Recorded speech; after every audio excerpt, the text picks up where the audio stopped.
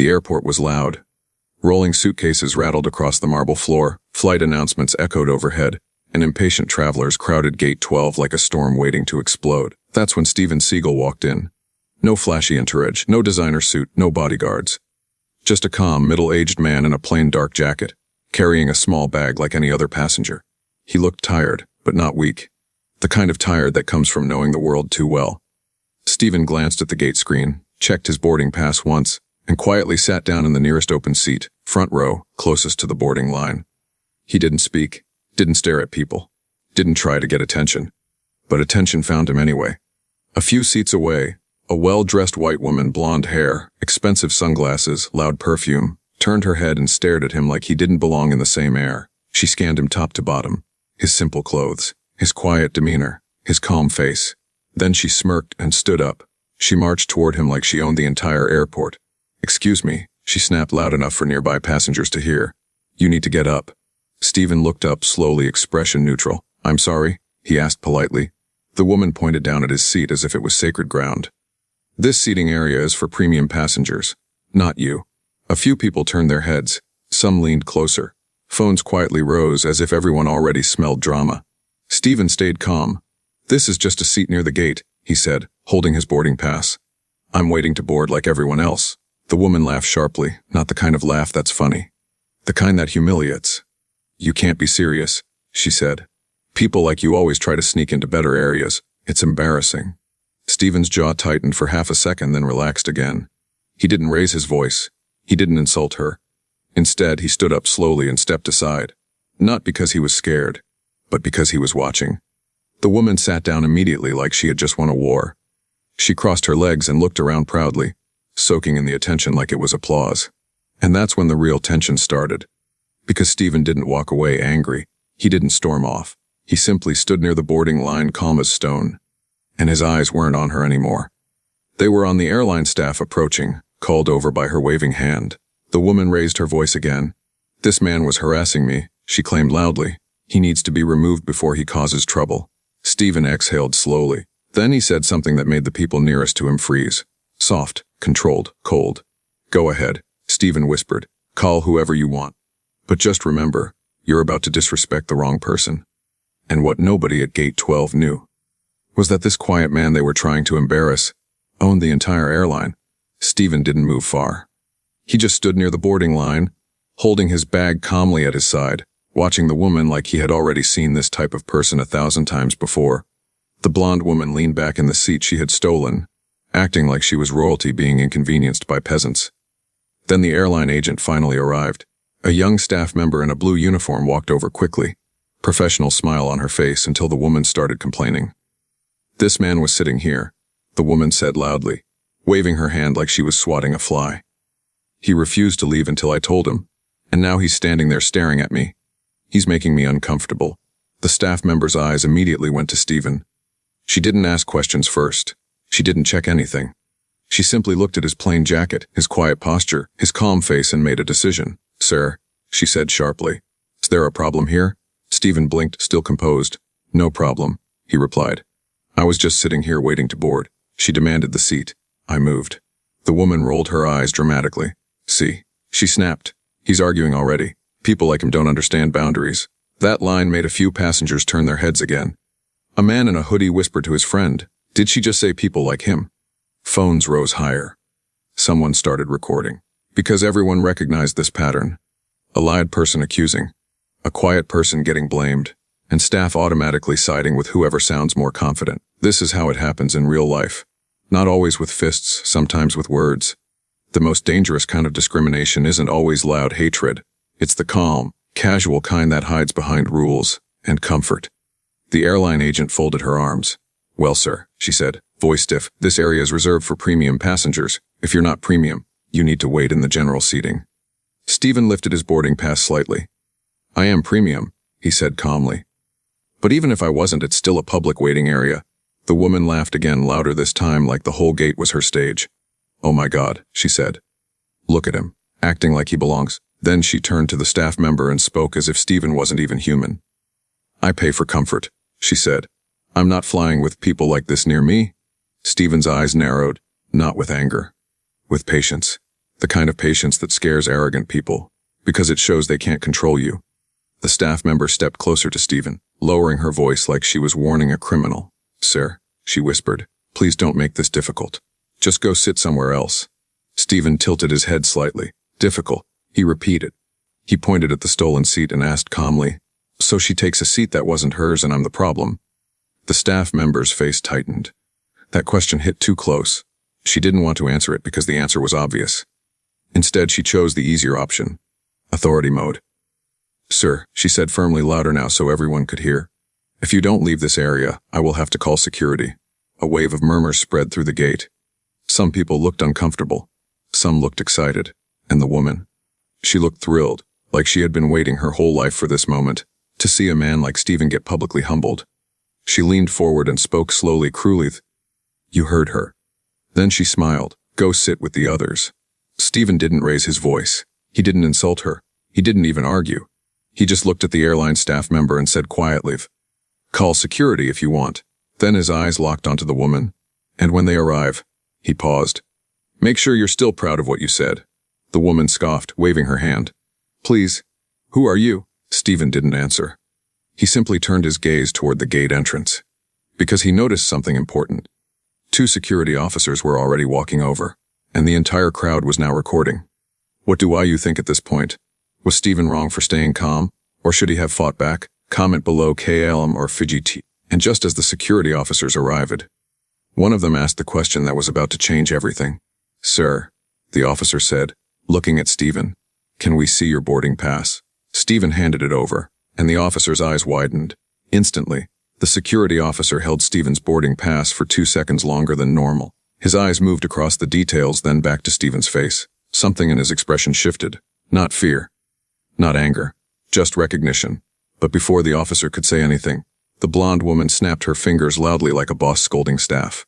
"Well," she demanded, "are you going to remove him or not? He's been staring at me and making me feel unsafe." That word, unsafe, hung in the air like poison, because everyone knew what she was doing.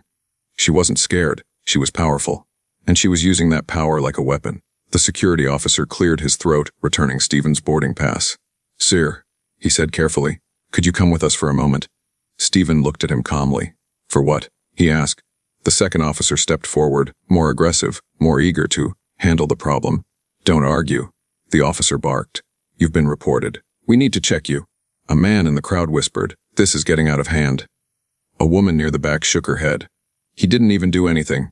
And still, the woman in the seat smirked like she was watching entertainment. Stephen didn't move. Not out of stubbornness. Out of principle.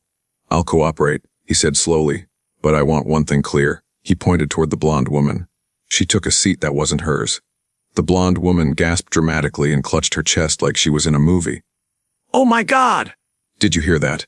she shouted. "He's accusing me now." This is exactly what I meant. These people are always trying to create scenes. The officer's eyes flicked toward her, then back to Stephen. "Sir," the first officer said, voice still controlled, "let's not escalate. Just come aside." Stephen nodded once. Then he did something that surprised everybody. He stepped forward, not aggressively, just confidently. He walked with the officers a few steps away from the gate, where dozens of phones were now recording. Because at this point, everyone could feel it. This wasn't about seating. This was about humiliation. The woman wanted Stephen punished publicly, not because he was dangerous. But because he didn't look like someone she considered worthy. This is how entitlement works. It doesn't need proof. It doesn't need logic. It only needs one thing: a target who stays quiet. And too often, society sides with the loudest voice, not the truth. The second security officer started speaking loudly, so everyone could hear. "Sir, we're getting complaints that you're harassing a passenger." Stephen's eyebrow lifted slightly. "Harassing?" He repeated calmly. The officer pointed toward the woman like she was royalty. "She says you made her uncomfortable." Stephen took a deep breath. Then he spoke in a low voice, firm but respectful. "So let me get this straight." He gestured toward the crowd. "Dozens of people saw her approach me, insult me, and take the seat." He turned to the officer. "And I'm the one being questioned." The first officer hesitated, because Stephen was right, and everyone knew it. But the blonde woman wasn't done. She stood up suddenly, pointing at Stephen with shaking hands like she was terrified. "He's manipulating you," she screamed. "Look at him! He's trying to act calm so he doesn't look guilty!" A few people in the crowd booed lightly. Someone shouted, "Lady, you're embarrassing yourself." But she ignored them. "Remove him," she yelled at security. "No, or I'm calling corporate." That word, corporate, made the staff member at the gate stiffen. Because corporate complaints meant consequences. Not for the woman. For them. The airline agent rushed over, face tense. "Officers," she pleaded, "please just handle this quickly. We need to board soon."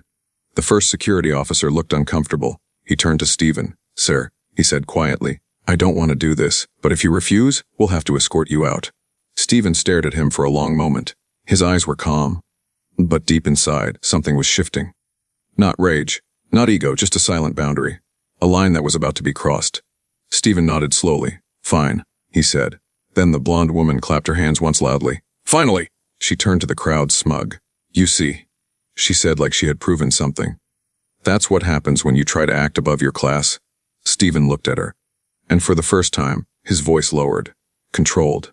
"You should be careful," Stephen said softly. The woman laughed. "Oh, please," she scoffed. "What are you going to do, sue me? People like you don't even have lawyers." That sentence made the crowd react. Some gasped. Some shook their heads. But Stephen didn't flinch. He turned to the security officers and said, "I'll walk with you." Then he leaned slightly toward the first officer and whispered something only he could hear. "Before you touch me, check the name under owner's executive travel authorization." The officer froze. His face tightened instantly, because now he understood. This wasn't a random passenger. This wasn't a troublemaker. This wasn't someone to push around. And just as the officer opened his mouth to speak, a voice echoed through the gate speaker system. "Attention all staff at gate 12. Everyone paused, even the blonde woman. The announcement continued. Immediate priority arrival requested. Executive operations is approaching the gate." The crowd went silent. Phones zoomed in. The blonde woman's smile faded, just a little, and Stephen simply stood there, as calm as ever. What do you think is about to happen now? Should the airline staff be punished for supporting entitlement? Comment EES or NANGO. Because in the next few minutes, the truth was about to explode, and the woman who stole that seat was about to wish she never opened her mouth. For the first time, the blonde woman stopped smiling. The announcement had been short, but the effect was instant. Executive operations is approaching the gate. That wasn't a normal announcement. That wasn't something you heard every day. That was the kind of announcement that made airline employees straighten their posture like soldiers. The gate agent swallowed hard. She looked toward the hallway leading to the private terminal access, and suddenly her hands began trembling. Passengers whispered. Security stood still, and Steven Seagal. Stephen didn't move. He didn't look surprised. He didn't look worried. He simply adjusted the strap of his bag and stared forward like a man who already knew how this story would end. The blonde woman scoffed nervously. "Oh, please," she muttered, trying to sound confident. "Executives come all the time." But her voice didn't match her face, because deep down, even she could feel it. This was different. A second later, the hallway doors opened. Two men in sharp suits walked out first, serious faces, earpieces in their ears. Behind them was a tall woman holding a tablet, moving fast. And in the center of them all was a man who looked like he didn't belong in an airport. He looked like he belonged in a boardroom. Expensive watch, tailored suit, eyes scanning the gate like a hawk. The crowd fell silent. The gate agent's face turned pale. She immediately stepped forward, almost stumbling. "Good afternoon, sir," she said too loudly. "How can I assist you?" But the executive didn't even acknowledge her. He walked right past the gate desk, past security, past the passengers, straight toward Stephen. And that's when whispers started like wildfire. "Wait, isn't that?" "No way." A young man filming with his phone zoomed in closer and whispered to his friend, "That's Steven Seagal, right?" His friend squinted. "Oh my God, it is." The word spread through the gate like electricity. "That's Steven Seagal, the actor." The martial artist? The legend. People leaned forward, phones rose higher. Some even stood up. The blonde woman turned sharply, annoyed. "What are you all whispering about?" she snapped. Then she heard someone say it clearly. "That's Steven Seagal." Her eyes widened for a fraction of a second. Then she laughed, too loudly, too quickly. "Steven Seagal," she scoffed. "That's not Steven Seagal." But even as she said it, her tone changed. Because now she was staring at his face properly, not his clothes. Not his jacket, his face. And suddenly she realized she might have made a mistake. But she refused to admit it. Because people like her don't apologize when they're wrong. They double down. She stepped forward boldly, like she still owned the situation. "So what if it's him?" she said loudly. "Celebrities don't get special treatment either." Her voice echoed across the gate. The executive paused mid-step and looked at her for the first time. Not angry, not emotional. Just disappointed. The blonde woman felt the attention shifting away from her control, and she panicked. So she did what entitled people always do when they lose control. She raised her voice. "He was harassing me," she shouted. "He was sitting in my area and refused to move." The crowd reacted instantly. Some booed. Someone yelled, "You're lying!" Another voice shouted, "You took his seat." But she ignored them all. She turned to the executive and said, "Are you going to let this man cause trouble just because he's famous?" Stephen finally looked at her directly, and his voice was calm, almost quiet. "You still don't understand," he said. That sentence alone made people shiver. Because it wasn't a warning. It was a prophecy. Some people don't stop disrespecting others because they were wrong. They stop only when they realize there are consequences. That's why entitlement is dangerous. It teaches people to believe they can mistreat anyone, as long as they assume the person has no power. The executive approached Stephen and stood in front of him. Then he spoke in a voice clear enough for everyone to hear. "Mr. Seagal." The gate agent froze. The security officers nearly swallowed their tongues. The blonde woman's face stiffened. "Mr. Seagal," the executive repeated, politely, respectfully. "We've been informed there's been an incident at Gate 12. Stephen nodded. "An incident," he agreed calmly. The executive turned toward the gate agent. "Why was Mr. Seagal being escorted away from boarding?" he asked. The gate agent's lips trembled. She stuttered. We thought he..." The blonde woman stepped in fast, trying to save herself. "It's not what it looks like," she said quickly. "I didn't know who he was." Stephen's eyes narrowed slightly, and he asked her something simple. "So if I wasn't who I am..." He paused. "Would your behavior be okay?" She opened her mouth, but nothing came out, because that question hit her like a slap. The crowd murmured again. Phones captured everything. The executive looked at Stephen and asked quietly, "Sir, would you like to proceed with boarding in your assigned executive area?" The blonde woman blinked. She repeated quietly. Stephen didn't answer her. He looked toward the gate. Then he looked at the executive and said calmly, "No." The executive blinked in confusion. Stephen continued, "Not yet." And he turned his eyes back to the blonde woman because he wasn't done, not with anger, not with revenge, but with a lesson. What do you think Stephen should do next? Should he A. forgive her immediately, B. teach her a lesson publicly, C. let the airline punish her, comment A, B, or C? Because in the next part, Stephen wasn't going to raise his voice. He was going to raise the truth. And the blonde woman was about to discover something even more shocking than his identity. He didn't just fly with the airline, he owned it. The crowd couldn't believe what they were watching. A few minutes ago, Steven Seagal was being treated like a nobody, threatened with removal like a criminal. Now the most powerful executive in the airport was standing in front of him like an assistant waiting for his decision. And Stephen still didn't look angry. He looked calm. Too calm. The blonde woman shifted uncomfortably. Her confidence had disappeared, but she wasn't ready to lose. Not in front of everyone. Not in front of a crowd recording her humiliation. So she leaned forward and forced a fake smile. "Mr. Seagal," she began softly, trying to sound respectful now. But Stephen held up one hand. "Don't." He said one word, and it shut her down completely. The executive cleared his throat, glancing at Stephen's face as if asking permission to speak again. "Sir?" The executive said, careful with every syllable. "We can resolve this quietly. If you'd like, we can escort you to the private lounge immediately." Stephen looked at him, quietly. Then he asked, "Quietly?" The executive nodded. "Yes, sir." Stephen's gaze moved toward the passengers, toward the people recording, toward the young mother holding her child, watching with wide eyes, toward the older man shaking his head in disappointment. Then Stephen spoke again, still calm, but with the kind of firmness that carried weight. "No," Stephen said, not quietly. The executive froze. The blonde woman's heart dropped. Stephen continued. "If it happened to me," he said, voice steady, "it happens to others." He turned slightly toward the crowd. "And those others don't get executives rushing to protect them," the crowd murmured in agreement. Phones recorded even closer. The blonde woman raised her hands defensively. "I didn't mean it like that," she blurted. "It was a misunderstanding. I thought he was just..." Stephen looked at her, expression unreadable. "Just what?" he asked. The woman stopped mid-sentence. Her lips trembled. Because she almost said it. She almost said the truth. But she couldn't say it out loud in front of everyone. Stephen turned back to the executive. "I want her name," he said. The blonde woman blinked. "My name." Stephen ignored her. "I want the staff member's name," he added. The gate agent's face drained of color. The executive straightened, instantly switching to serious mode. "Yes, sir," he said immediately. He looked at the gate agent. "Your employee ID." Now, the gate agent stuttered. "I didn't do anything wrong." Stephen's voice stayed calm. "You didn't ask questions," he said. "You didn't check facts, you judged." The gate agent's eyes watered. Then the blonde woman burst out again, panicked now. "Are you kidding me?" she snapped. "So now I'm being attacked for wanting comfort. I pay for comfort." Her voice cracked with desperation. Stephen turned toward her slowly and spoke with controlled power. "You didn't ask for comfort," he said. "You demanded superiority."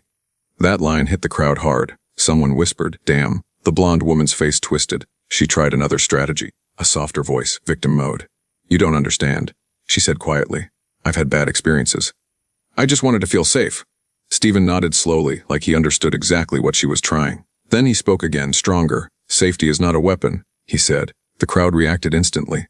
A few people clapped. Phones captured the moment. The executive leaned toward Stephen. "Sir," he said, whispering, "we can also handle this through customer relations." Stephen looked at him. "No," he repeated again. "We handle it here." Then Stephen turned toward security. "Officer," he said, "how did you treat me before you knew who I was?" The security officer swallowed hard. He couldn't answer. Because the answer was ugly, Stephen nodded. "That's the issue," Stephen said. "Some people don't respect rules. They respect status. And that's exactly why discrimination survives. Because the world treats people differently depending on what it thinks they." Stephen turned back toward the blonde woman. "You wanted me removed," Stephen said.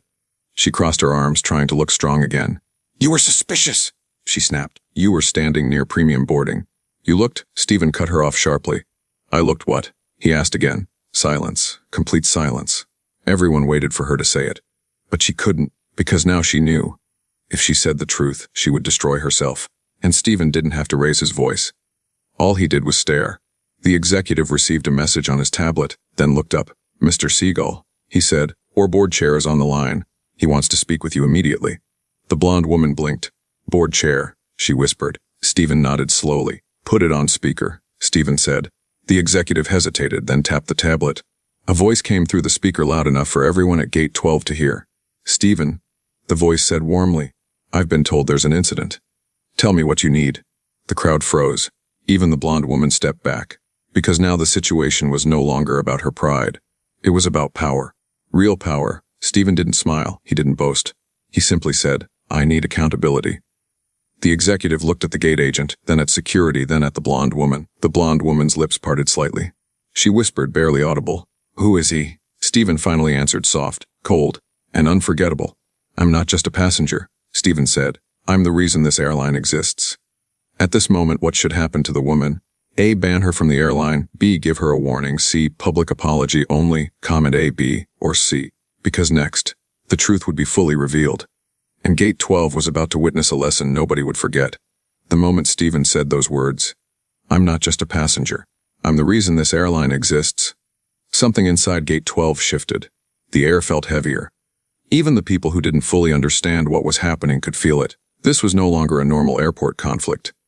This was a power moment. The blonde woman's jaw slowly dropped. She stared at Stephen like her brain couldn't accept what her eyes were seeing. "No," she whispered, shaking her head. "That's not true." Stephen didn't argue. He didn't explain. He didn't defend himself. He simply stood there silent. And that silence was louder than any shouting. The executive looked down at his tablet, then stepped forward. He wasn't smiling anymore. His voice became official. "Ladies and gentlemen," he announced, making sure everyone could hear, "I'd like to clarify something." The crowd leaned in. Phones zoomed tighter. The executive continued, "Mr. Steven Seagal is not only an executive-level VP." He paused deliberately. "Mr. Seagal is the majority owner of this airline's parent company." For half a second, the whole gate froze like time stopped. Then, a collective gasp. One man whispered, "Oh my God." A woman covered her mouth. Someone in the back yelled, "No way!" The blonde woman stumbled backward like she'd been slapped. Her sunglasses slipped down her nose and her face turned pale, paper, white. She opened her mouth, but no sound came out. Because what could she say? She had insulted him, humiliated him, tried to have him removed. All because he didn't look like what her mind believed power should look like. Now her confidence was gone. Her ego was shattered. And it happened in front of dozens of strangers recording everything. She tried to speak. "Listen, Mr. Seagal," she stammered. "I didn't know. I swear I didn't know." Stephen's eyes stayed locked on hers. You didn't need to know, Stephen said quietly. That sentence was a dagger. The blonde woman swallowed hard. I was just... Stephen raised his hand gently again. Not aggressive. Just final. No, he said. They were being honest. The blonde woman's eyes widened. What? Stephen stepped slightly closer. People don't reveal their character when they're comfortable, Stephen said, voice calm and steady. They reveal it when they think no one important is watching. The crowd murmured again. Someone clapped, a few more joined. The blonde woman's cheeks burned red now, panic rising. She tried another tactic, desperation mode. Please, she begged. I'm sorry.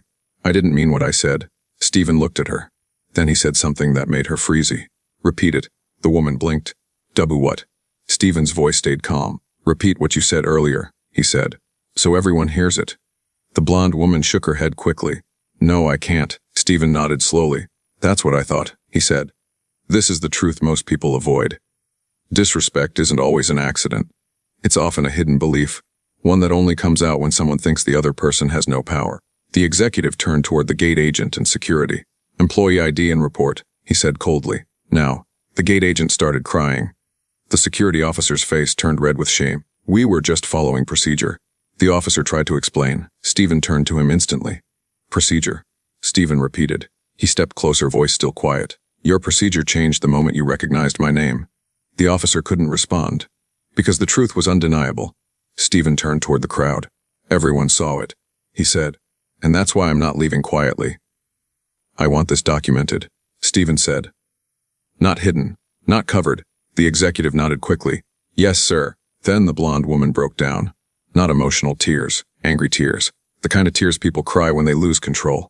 This is ridiculous, she shouted suddenly. So now I'm being punished for wanting a seat. The crowd erupted in boos. Someone yelled, You're being punished for your attitude. Another voice shouted, You tried to ruin him? The blonde woman's hands trembled. She pointed at Stephen like he was evil. You set me up, she screamed. You let me embarrass myself. Stephen didn't react. He simply asked her one question. Did I force you to insult me? He said. The blonde woman froze. Stephen continued, calm as icy. Did I force you to say, people like you don't belong here? Her face turned white again. Her mouth opened. Then shut. She had no answer. The executive turned to the security officers. Escort the passenger out, he said firmly. The blonde woman screamed. No. You can't do that. The executive didn't even blink. Yes, we can, he said, and we will. The woman tried to plead again. Please, I'll apologize. Stephen looked at her one final time. An apology isn't what I needed, he said softly. What I needed was for you to learn. The blonde woman began crying harder, but no one rushed to comfort her, because everyone now understood. She wasn't the victim. She was the lesson. Should Stephen have shown mercy? Comment MRCY or NUMRCY. As the blonde woman was escorted away, the crowd watched silently. Stephen turned toward the gate agent, who still had tears running down her face. He didn't shout at her. He didn't insult her. He simply said, Next time do your job with fairness, not fear. The gate agent nodded repeatedly, shaking. Yes, sir, and with that. Stephen walked calmly back toward the gate, not as a celebrity, not as an owner, but as a man who just reminded the world of one simple truth.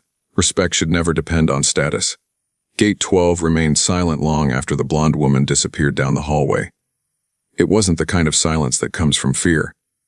It was the kind of silence that comes from truth. The executive turned toward Stephen, his voice respectful and formal. Mr. Seagal, he said, we've prepared the executive lounge. Your boarding will be private from here. Stephen nodded once, but before he walked away, he turned back to the crowd. Dozens of passengers stood frozen with their phones still recording. Some looked shocked. Some looked ashamed. Some looked inspired. Stephen took a slow breath. Then he said something simple, yet powerful enough to hit every person listening. I didn't stop her because of who I am, Stephen said calmly. He glanced around. I stopped her because of who she is. That line spread through the crowd like fire. A man whispered, damn, that was cold. Another passenger quietly clapped. Then more people joined. Within seconds, Gate 12 was filled with applause. Not for the drama, not for the humiliation, but for the lesson. The executive motioned to the gate agent and security officers. Internal investigation begins immediately, he said firmly. All footage will be reviewed. Our customer treatment policy will be updated within 24 hours. The gate agent sobbed and nodded. The security officer lowered his head. Neither of them argued. Because now they understood something harsh. They weren't wrong because Stephen owned the airline. They were wrong because they treated a human being unfairly. Stephen didn't gloat. He didn't smirk. He didn't ask for revenge. Instead, he walked toward the executive lounge with calm dignity, like he had just finished teaching a class the world desperately needed. This is what real power looks like. It doesn't scream. It doesn't fight for attention. It simply shows up and forces people to face the truth they were hiding inside themselves. But the real explosion didn't happen in the airport. It happened online. Within 1 hour, the video entitled Woman Tries to Remove Steven Seagal was everywhere. TikTok, Instagram Reels, YouTube Shorts, millions of views. Thousands of comments pouring in every minute. She thought he was broke, then got humbled. This is why you treat everyone with respect. Airline staff should be fired? Steven didn't even raise his voice. That's the scariest part. Karma arrived first class.